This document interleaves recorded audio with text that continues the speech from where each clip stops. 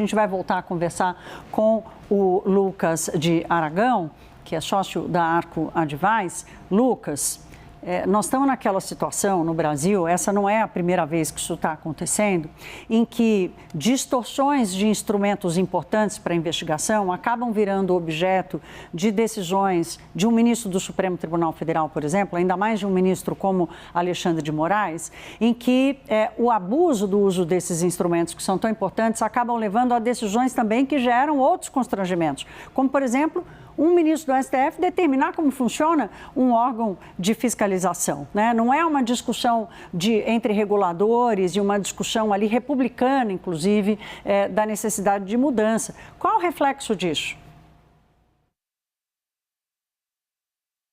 Estamos sem o áudio do...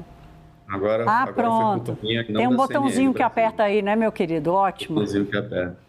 Vamos lá. Nesse caso, eu acho, Thaís, que representa uma enorme insegurança jurídica que o Brasil tem passado dia sim nos últimos anos, porque essa questão dos RIFs, né, dos relatórios de inteligência financeira, ponto 1, estava de fato uma bagunça, né? A gente via RIFs sendo vazados em Brasília, são esses relatórios, para cima e para baixo. Agora, um outro ponto é que, como esses relatórios são feitos, também faltava uma definição clara na justiça brasileira de como isso seria feito. O STJ tinha um entendimento, o STF tinha um entendimento.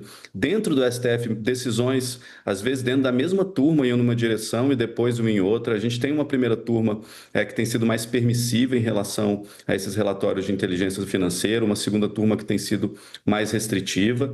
Então, isso...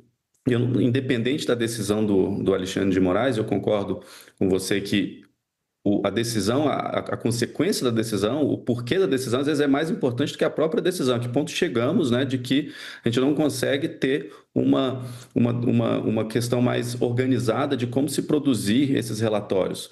Então, eu acredito que isso é mais um reflexo de uma insegurança jurídica no Brasil, onde o próprio judiciário, ora no STJ, às vezes ora no STF, às vezes dentro do próprio STF em decisões que passam ali um tempo e eles voltam atrás numa visão diferente, gerou essa insegurança. Eu espero que a partir de agora a gente consiga ter uma definição mais clara. Eu acho que todo mundo concorda que o sigilo precisa ser protegido, né? Agora, a divergência é até onde ele pode ser flexibilizado para viabilizar essas investigações. Essa definição não estava clara antes. Não sei se fica extremamente claro agora, mas a verdade é que a gente tinha uma insegurança jurídica enorme com decisões em várias direções diferentes nos últimos anos, tanto no STJ quanto no STF, de como esses relatórios podem ser produzidos a partir de uma decisão judicial, a partir só de um pedido, de forma espontânea, e gerou o que a gente estava vendo em Brasília agora, que era um excesso de RIFs circulando, às vezes de maneira clandestina, na mão de pessoas para usar de forma política.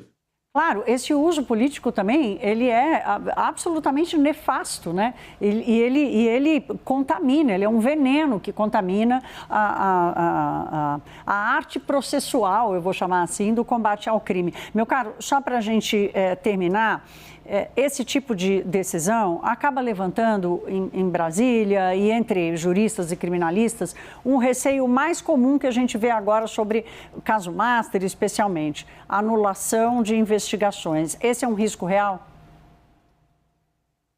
Esse é sempre um risco real no Brasil. E a falta de definição de como usar o RIF já tinha gerado anulação de provas, já tinha travado investigação, já tinha medida cautelar sendo derrubada por conta de como esses RIFs foram criados.